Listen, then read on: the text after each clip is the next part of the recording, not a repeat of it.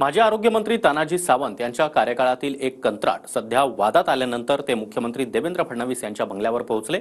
मात्र पुढे नेमकं काय झालं पाहूयात एक रिपोर्ट। आरोग्य विभागात होणाऱ्या घोटाळ्यांच्या आरोपांवर गेल्या टर्ममधले आरोग्यमंत्री तानाजी सावंतांनी पहिल्यांदाच स्पष्टीकरण दिलंय। विरोधकांच्या आरोपांनंतर मुख्यमंत्री फडणवीसांनी सावंतांच्या काळात मंजूर टेंडरला स्थगिती दिली आहे। त्यावरून विरोधकांनी सावंतांवर टीकेची झोड उठवलेली असताना सावंत आज पहिल्यांदा एकनाथ शिंदेंच्या भेटीला पोहोचले। त्यानंतर सावंत मुख्यमंत्री फडणवीसांच्या सागर बंगल्यावर गेले। मात्र माहितीनुसार तिथं फडणवीस आणि त्यांच्यात चर्चा होऊ शकली नाही। सावंत आरोग्यमंत्री असताना सरकारी दवाखाने सफाईसाठी एक करार झाला। 30 ऑगस्ट 2024 ला पुण्यातल्या एका कंपनीला स्वच्छतेचं कंत्राट दिलं गेलं। सावंत आरोग्यमंत्री होण्याआधी हेच स्वच्छतेचं कंत्राट वर्षाला 70 कोटींमध्ये देण्यात आलं होतं। मात्र सावंतांच्या काळात तेच कंत्राट वर्षाला 638 कोटींपर्यंत पोहोचलं।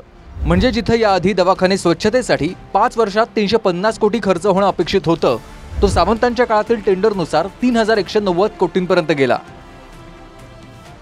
भ्रष्टाचाराची प्रकरण येतात। आजच 3500 कोटीचं आरोग्य खात्याचं जुना सगळा व्यवहाराला स्थगिती दिलेली आहे देवेंद्र फडणवीस यांनी। तानाजी सावंत जे लाडके आरोग्यमंत्री होते आणि ज्यांनी उद्धव ठाकरे साहेबांचे सरकार पाडण्यासाठी 4,000 बैठका घेतल्या होत्या, बरं का, त्यांना बहुतेक लादीवर बसवायचं काम चाललेलं दिसतंय चटईवर।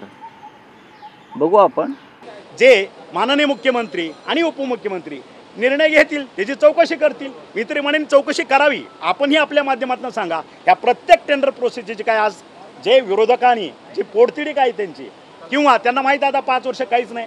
आज प्रचंड 234-35 आमदार घेऊन आज आम्ही महाराष्ट्राच्या विकासासाठी चाललेलो आहे या आमच्या 3 नेत्यांच्या माध्यमातून।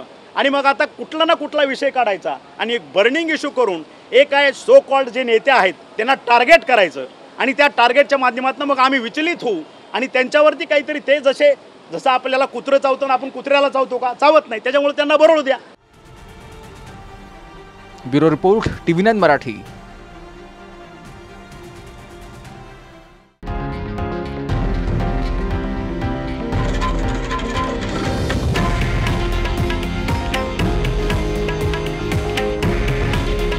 हे आहे देशातील नंबर 1 न्यूज नेटवर्क आणि आपण पाहत आहात TV9 मराठी।